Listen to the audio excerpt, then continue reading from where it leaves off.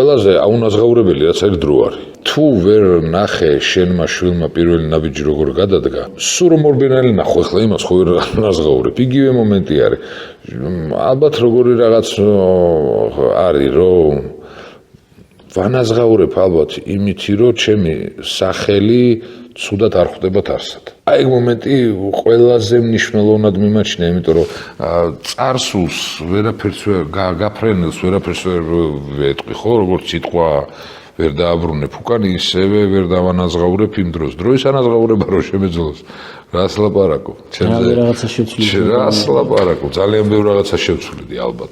მაგრამ რადგან ეგ არ არის, ვერა აღარც ვცდილობ მაგას, იმიტომ რომ ვეღარ ვეწევი, როგორც მოდას ვერ ვეწევი, ისე ვერ ვეწევი მაგას, რა დროს მით უმეტეს და აქედან გამომდინარე ვერ ვანაზღაურებ. მე ვიცი რომ ვერ ავანაზღაურებ. ერთადერთი, აი ნახეთ როგორ არის, მე ძალიან ხშირად მიფიქრია ხოლმე მაგ ყველაფერზე, რომ რატომ ხდება, რომ ბებიები როგორ არა კაცო, ბებიების საყვარელი რა არის, მაგრამ ბაბუები უფრო იხსნებიან შვილიშვილებთან, ვიდრე შვილებთან. კი ბატონო.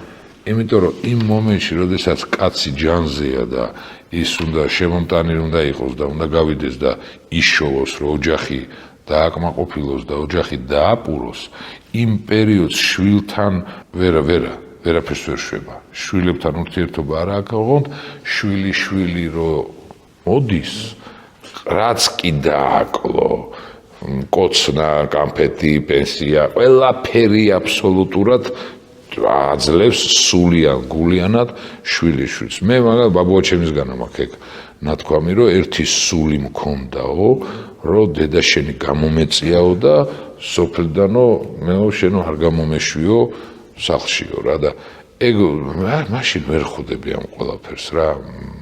ყოველთვის გესმის, ახალი არაფერი არ არის აბსოლუტურად შენს ცხოვრებაში, რასაც გელაპარაკებიან. ვერც მე ვერაფერს ვერ ვიტყვი, ახალს მაგაში დარწმუნებული ვარ და ეგ უკვე კარგად ვიცი.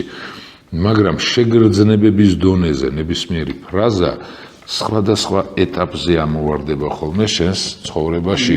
ძალიან ხშირად მიფიქრია მაგას დავუშვათ, რომ აი ხო, ყველაზე მნიშვნელოვან მომენტებში მინდა რომ მის გვერდზე ვიყო. ყველა შვილის გვერდზე.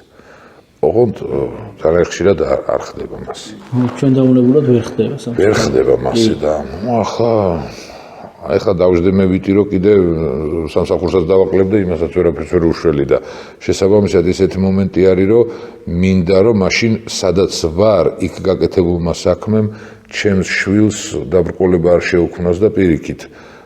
აი ეს იმისი შვილია ის თქვან და რიგს თუ არ დაუთმო, ყოველ შემთხვევაში თმები არ მოძიწყნონ რიგში რა, ეგ თემა არის. მეტი აბსოლუტურად არაფერი.